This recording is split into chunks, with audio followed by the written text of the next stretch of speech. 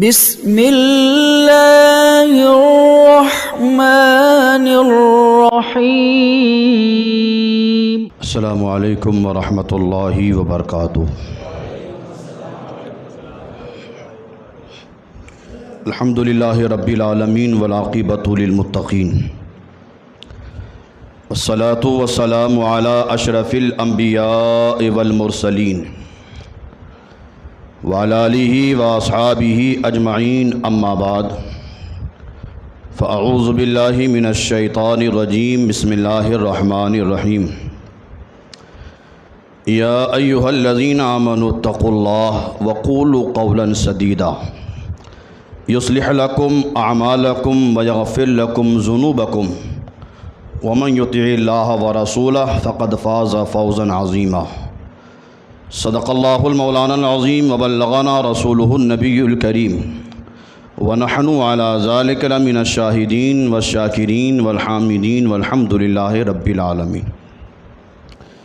ان اللہ وملائکتہ یصلون علی النبی یا ایہا الذین آمنوا صلوا علیہ وسلموا تسلیما۔ اللہم صلی علی سیدنا مولانا محمد معدن الجود والکرم وآلہ وصحبہ وبارک وسلم، صلاۃ و سلام علیک یا رسول اللہ صلی اللہ تعالیٰ علیہ وسلم۔ آج ہم اور آپ نماز جمعہ ادا کرنے کے لیے اس مسجد میں حاضر آئے۔ رب قدیر ہماری حاضری کو قبول فرمائے، جمعہ کی برکتوں سے مالا مال فرمائے۔ ہم جو بھی عبادت کر اللہ اپنے حبیب صلی اللہ تعالیٰ علیہ وسلم کے صدقے میں ہماری عبادتوں کو قبول فرمائے۔ جمعہ کے صدقے میں پروردگار عالم ہم تمام مسلمان کی جان، مال، عزت، آبرو، دکان مکان کی حفاظت فرمائے۔ شریعت مطہرہ پر صحیح معنوں میں چلنے کے اللہ ہم سب کو توفیق عطا فرمائے۔ اللہ تعالیٰ اپنے حبیب صلی اللہ تعالیٰ علیہ وسلم کے صدقے میں ہم تمام مسلمان کو مرتے دم تک مسلک اعلیٰ حضرت پر استقامت عطا فرمائے، اور رب قدیر اپنے حبیب صلی اللہ تعالیٰ علیہ وسلم کے صدقے میں پوری دنیا میں جتنی بھی مسلم بچیاں ہیں، اللہ تعالیٰ تمام مسلم بچیوں کی حفاظت فرمائے۔ عید کی نماز کے بعد آج پہلی بار اتنا مجمع دیکھنے کو مل رہا ہے۔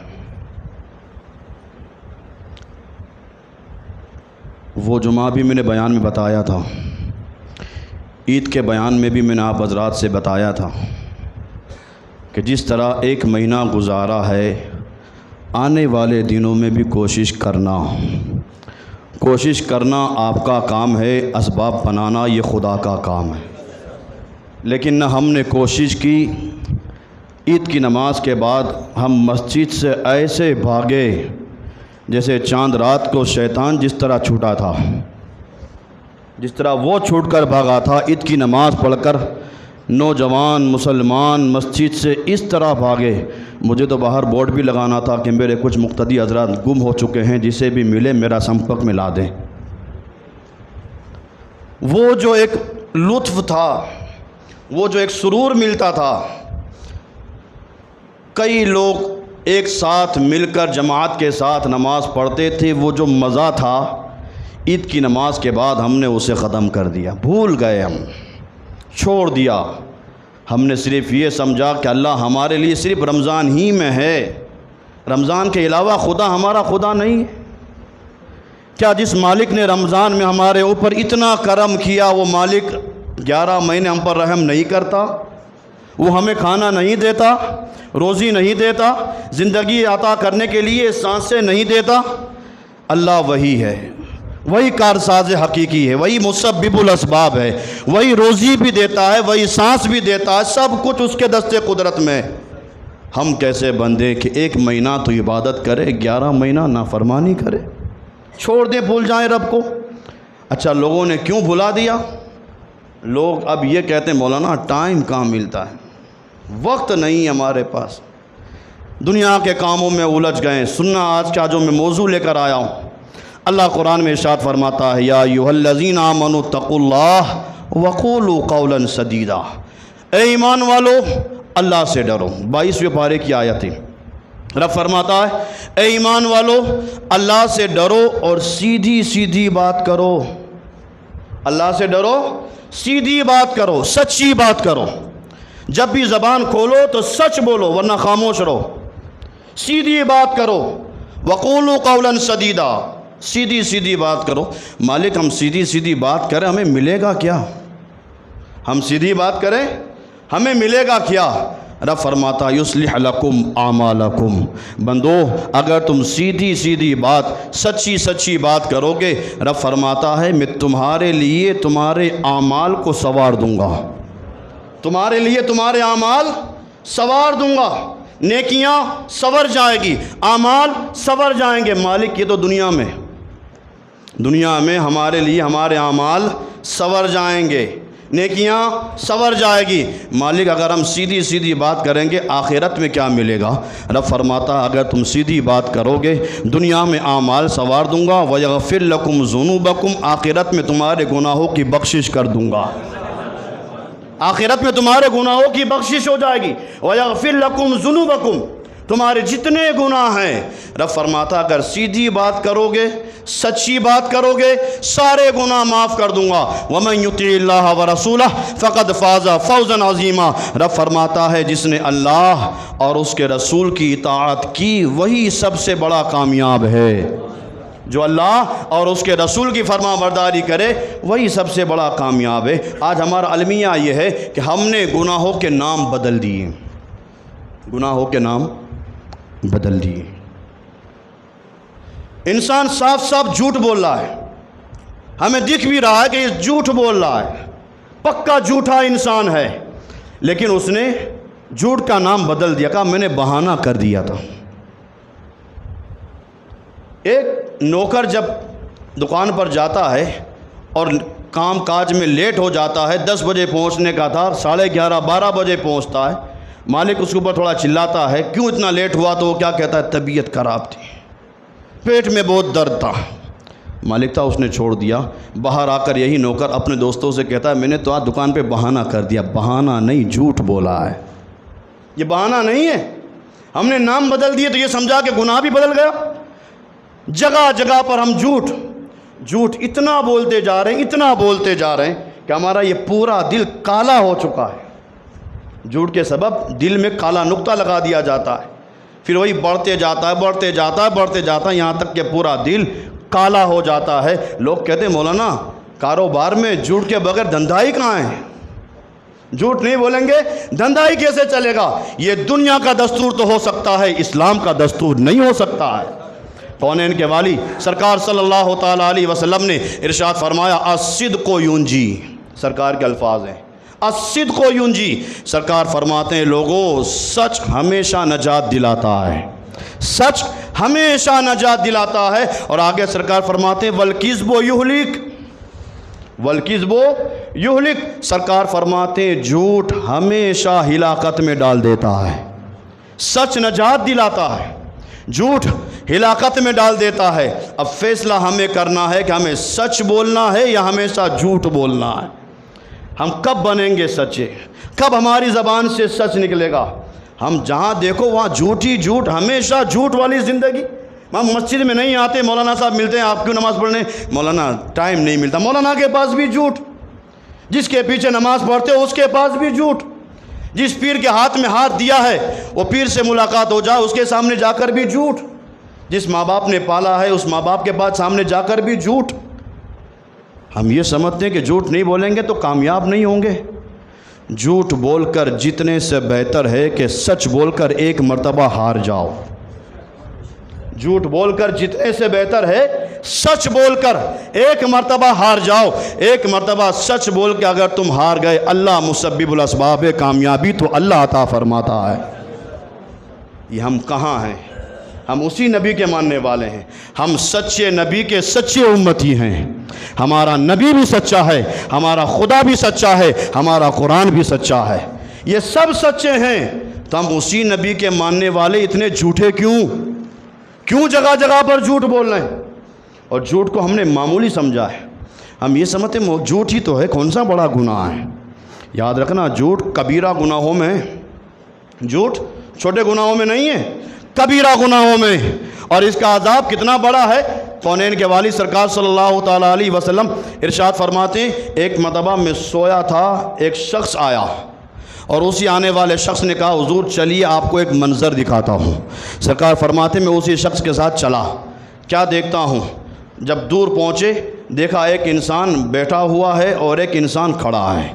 جو انسان کھڑا ہے اس کے ہاتھ میں لوہے کا گرز ہے، لوہے کا ہتھوڑا ہے۔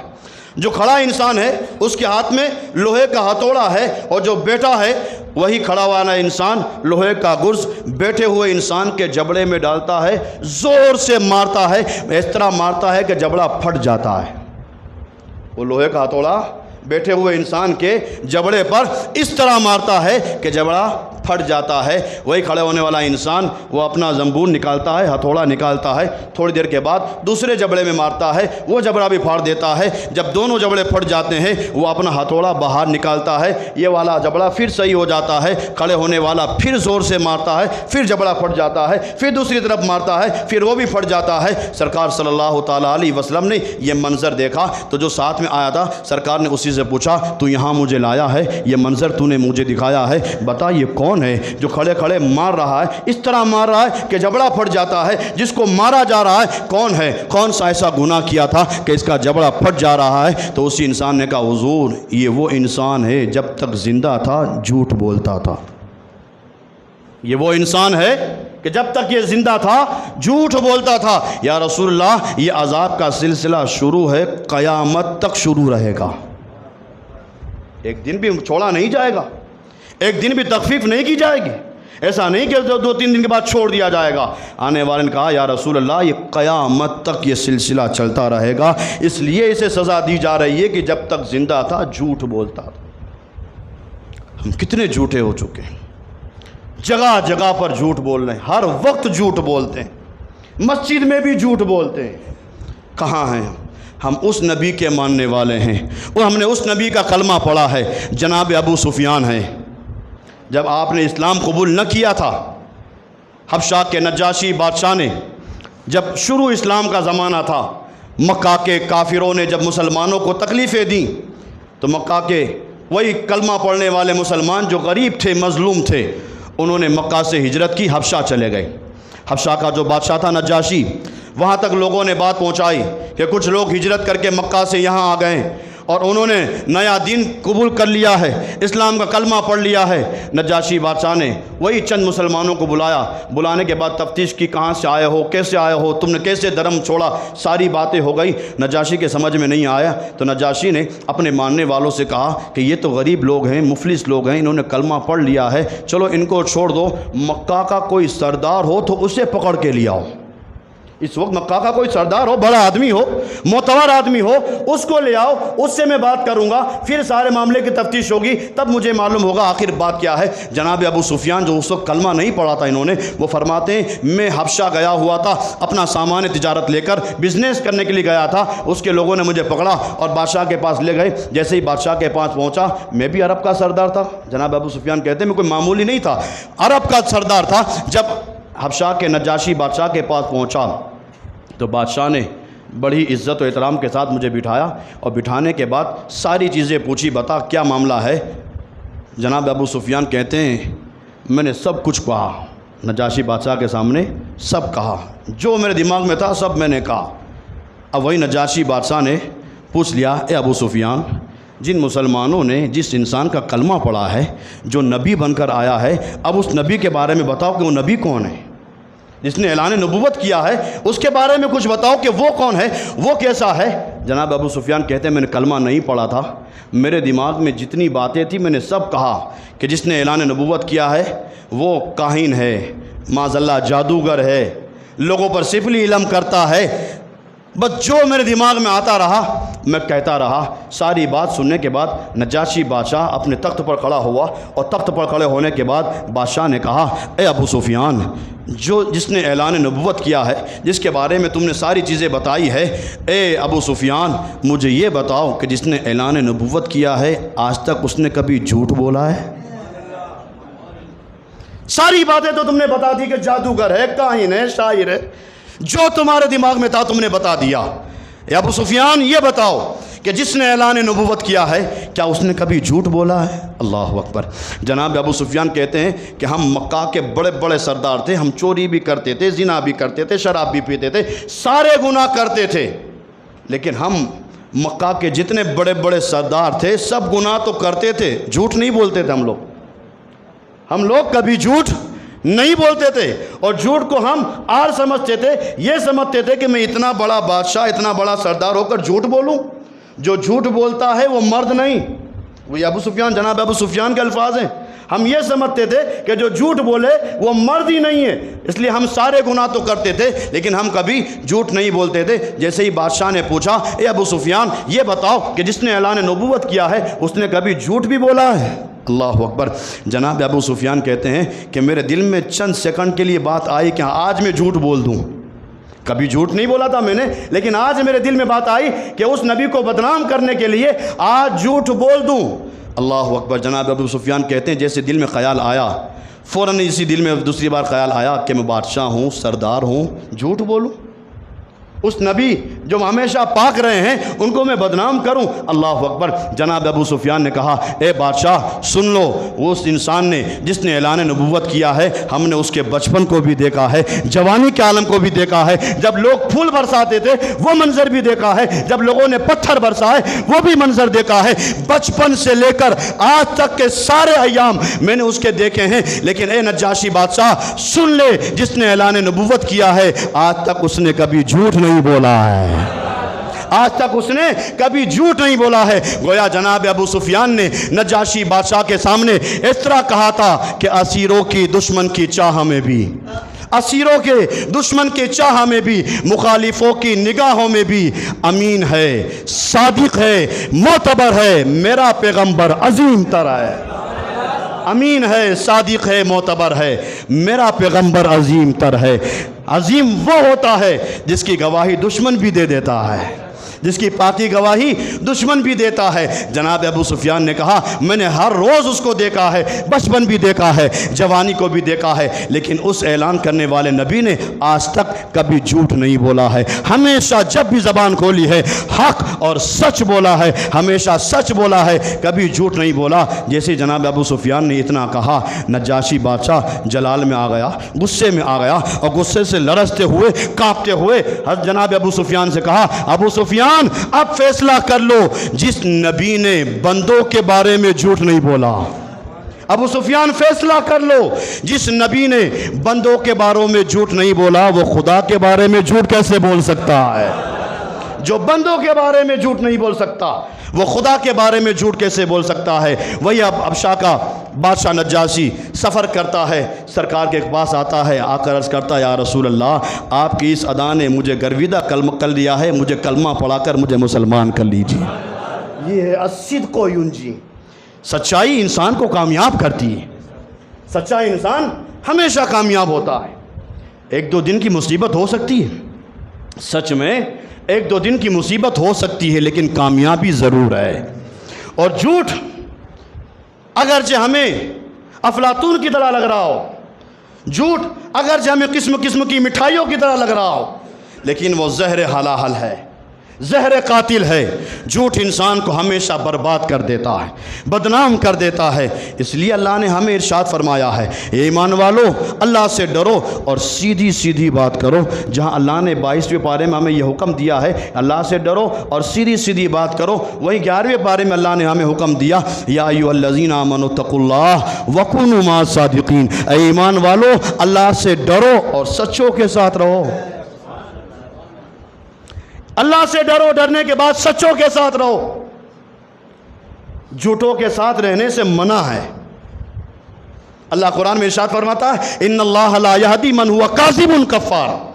رب ارشاد فرماتا ہے کہ جو بندہ جھوٹ بولتا ہے، جھوٹا ناشکرا جو ہوتا ہے، اللہ فرماتا ہے ایسے جھوٹوں کو میں ہدایت نہیں دیتا۔ قرآن کی آیت ہے ان اللہ لا یہدی من ہوا کاذب کفار، جو جھوٹا ناشکرا ہے اللہ اس کو ہدایت نہیں دیتا۔ اللہ ہمیں حکم دیتا ہے سچ بولو، سیدھی بات کرو اور سچوں کے ساتھ رہو۔ کیا مطلب سچوں کے ساتھ؟ کیا ملے گا سچوں کے ساتھ رہنے سے؟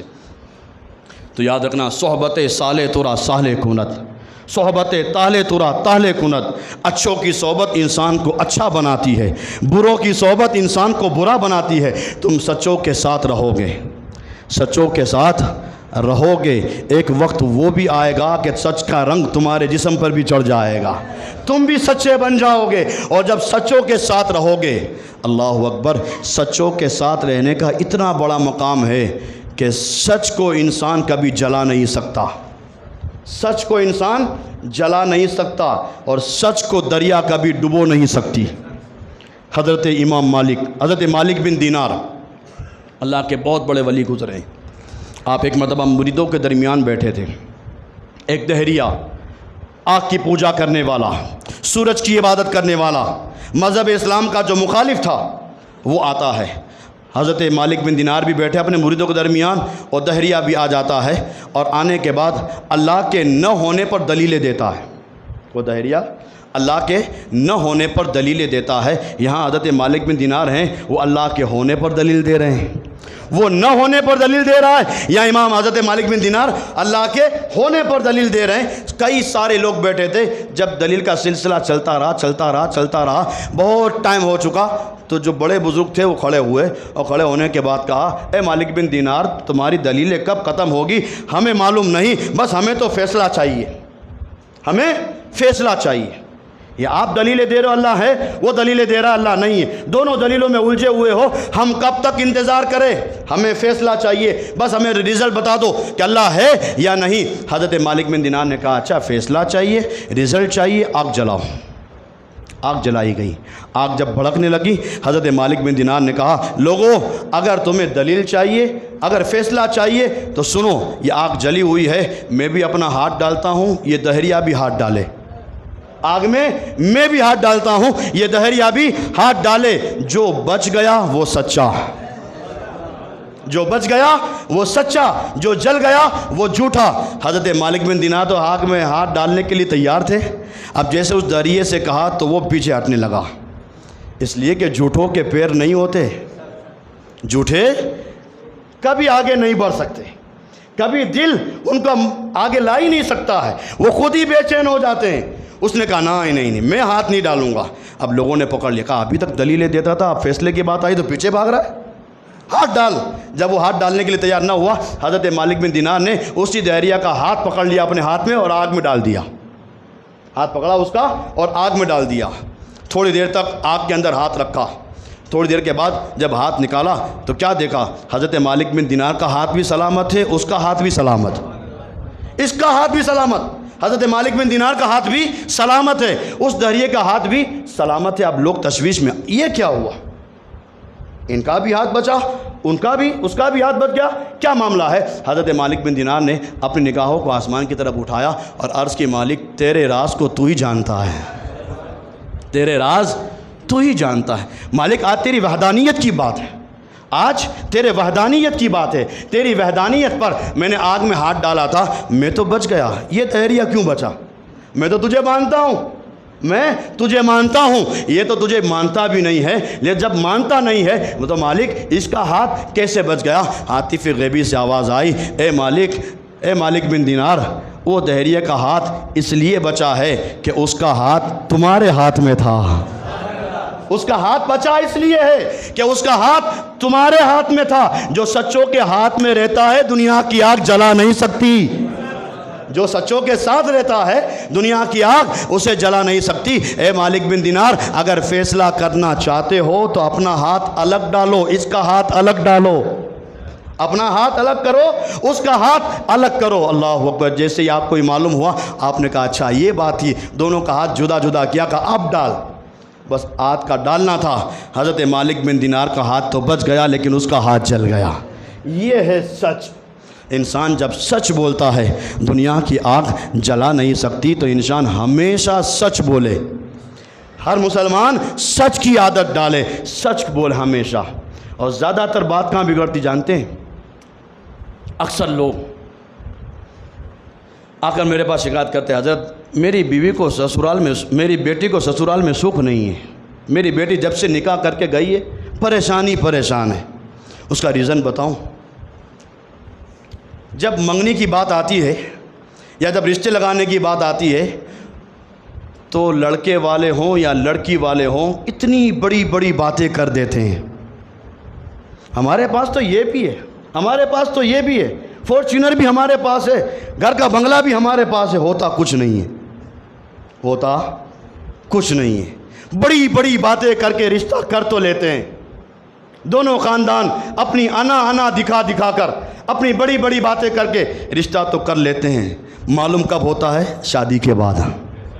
شادی کے بعد معلوم ہوتا ہے. اور جب دونوں خاندان والوں کو معلوم ہو جاتا ہے کہ لڑکی والوں کے پاس بھی کچھ نہیں ہے, لڑکے والوں کے پاس بھی کچھ نہیں ہے, پھر بات بڑھ جاتی ہے یہاں تک کہ طلاق کی نوبت آتی ہے. اور جب طلاق کی نوبت آتی ہے تو مسجد کا امام یاد آتا ہے, مولانا اب بچا لو نے, مولانا لڑکے والوں کو سمجھا دو نے. اللہ کے بندے, اگر اس ٹائم تم نے سچ بولا ہوتا, یاد رکھنا جھوٹ پر کبھی رشتے قائم نہیں رہتے, جھوٹ پر رشتے قائم نہیں رہتے, رشتے تو سچ پر قائم رہتے ہیں, اعتماد پر قائم رہتے ہیں. اپنے اندر سچائی کو پیدا کریں, سچ بولیں. ہم سچے نبی کے ماننے والے ہیں, اور جب بندہ سچ بولتا ہے اللہ تبارک و تعالیٰ کرم بھی فرماتا ہے. کاروبار میں ہم بیٹھے, کاروبار میں ہم یہ سمجھتے ہیں کہ جب تک جھوٹ نہیں بولیں گے ہمارا مال نہیں بیچا جائے گا, ہمارا مال کوئی نہیں خریدے گا. نہیں, جھوٹ بول کر جو مال تم کماؤ گے سب کا سب گناہ, جھوٹ بول کر مال کماؤ گے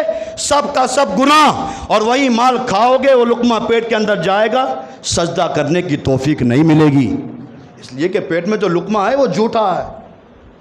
ہم یہ سمجھتے ہیں کہ مولانا جب تک کاروبار میں جھوٹ نہیں بولیں گے ہمارا کاروبار کیسے چلے گا. سنو, سچے نبی کا اعلان سنانے جا رہا ہوں. سرکار نے ارشاد فرمایا التاجر مع الصدیق والنبیین والشہداء والصالحین. سرکار صلی اللہ تعالیٰ علیہ وسلم نے ارشاد فرمایا جو انسان, جو بزنس مین اپنی دکان پر بیٹھ کر سچ بولتا ہے, اپنی دکان پر بیٹھ کر سچ بولتا ہے اور سچ بول کر اپنا کاروبار کرتا ہے, سچ بول کر اپنی چیزوں کو بیچتا ہے, ہمیشہ اپنی دکان پر سچ بولتا ہے, تو سرکار نے ارشاد فرمایا وہی سچ بولنے والا بزنس مین کل قیامت کے دن صدیقوں کے ساتھ اٹھایا جائے گا, اللہ کے نیک بندوں کے ساتھ اٹھایا جائے گا, اس لیے کہ اس نے اپنے کاروبار پر بیٹھ کر ہمیشہ سچ بولا ہے. سچ کی عادت ڈالیں, اپنے اندر وہ وصف پیدا کریں. سچائی ایک حسن ہے, اور ایسا حسن ہے کہ اگرچہ انسان کا جسم پورا کالا ہو, انسان کا جسم کالا ہو, لیکن ہے اگر وہ انسان سچا, جسم تو کالا ہے لیکن ہے اس کی زبان سچی, ہمیشہ وہ سچ بولتا ہے تو کالے چہرے پر بھی اللہ نور عطا فرماتا ہے. آپ نے بھی دیکھا ہوگا, ہم اور آپ اسی دنیا میں رہتے ہیں, ہوتا ہے انسان کالا, کوئی کشش نہیں ہے, زیادہ مال بھی نہیں ہے, لیکن ہے وہ انسان سچا تو دل کے اندر ایک عزت پیدا ہوتی ہے, چہرے پر ایک نور نظر آتا ہے. لیکن سب کچھ ہو, مال بھی ہو اور جسم بھی پورا خوبصورت ہو, لیکن ہو وہ جھوٹا, ہو وہ جھوٹا, تو پھر اس انسان کے اندر ہمیں کوئی کشش نظر نہیں آتی, ہمیں اس سے بات کرنے کے لیے بھی دل نہیں ہوتا ہے. حضرت صفوان بن سلیم رضی اللہ تعالیٰ عنہ بارگاہ رسالت میں آئے, یہ ابو داؤد کی حدیث سنانے جا رہا ہوں. حضرت صفوان بن سلیم سرکار کی بارگاہ میں آئے اور آ کر عرض کی یا رسول اللہ کیا مومن بخیل ہو سکتا ہے؟ مومن بخیل کنجوس ہو سکتا ہے؟ سرکار نے ارشاد فرمایا بخیلی ایک عیب ہے, لیکن مومن کبھی کبھی بخیل ہو جاتا ہے, مومن کنجوس ہو جاتا ہے. حضرت صفوان بن سلیم نے عرض کیا یا رسول اللہ کیا مومن بزدل ہو سکتا ہے, کمزور ہو سکتا ہے؟ سرکار نے ارشاد فرمایا بزدلی بھی ایک عیب ہے, لیکن مومن کبھی کبھی بزدل ہو جاتا ہے, کنجوس بھی ہو جاتا ہے, بزدل بھی ہو جاتا ہے. اب حضرت صفوان بن سلیم نے عرض کیا یا رسول اللہ کیا مومن جھوٹا ہو سکتا ہے؟ یا رسول اللہ کیا مومن جھوٹا ہو سکتا ہے؟ سرکار نے ارشاد فرمایا صفوان سن لو, مومن کنجوس تو ہو سکتا ہے, بزدل تو ہو سکتا ہے, لیکن میرا مومن کبھی جھوٹا نہیں ہو سکتا. میرا مومن, سرکار فرماتے میرا مومن کبھی جھوٹا نہیں ہو سکتا. آپ انصاف کے ساتھ بتائیے, سرکار نے فرمایا مومن جھوٹا, مومن جھوٹا, اور جو جھوٹ بولے وہ, میں نے فتویٰ نہیں دیا, آپ نے ہی بولا ہے, میں نے تو خاموش ہو گیا تھا, پھر یہ نہ ہو کہ مولانا صاحب نے بول دیا. آپ ہی نے بولا ہے، فیصلہ آپ ہی کو کرنا ہے۔ بس سرکار نے ارشاد فرمایا ہے کہ مومن کبھی جھوٹا نہیں ہو سکتا، مومن جھوٹا نہیں ہو سکتا۔ اگر ہم مومن ہیں، سچے نبی کے ماننے والے ہیں، اور جب سچے نبی کا ہم نے کلمہ پڑھا ہے، ہمیں بھی سچا بننا ہوگا، اور جب سچے بن جائیں گے دنیا کی کوئی طاقت ہمیں گرا نہیں سکتی، ہمیں دنیا کی کوئی طاقت پچھاڑ نہیں سکتی۔ اپنے اندر سچ پیدا کریں، اور سچائی اور سچ پیدا کب ہوگا؟ جب ہم اللہ کی بارگاہ میں آئیں گے، اللہ کی بارگاہ میں عبادت کریں، سجدے کریں، نمازیں پڑھیں، اور ہمیشہ زبان کھولیں تو سچ بولیں، اور اگر سچ نہیں بول سکتے تو پھر خاموش رہیں، یا تو سچ بولیں یا پھر خاموش رہیں۔ اللہ تعالیٰ کہی ہوئی باتوں پر مجھے اور آپ تمام حضرات کو عمل کرنے کی توفیق عطا فرمائے۔ وآخر دعوانا ان الحمدللہ رب العالمین۔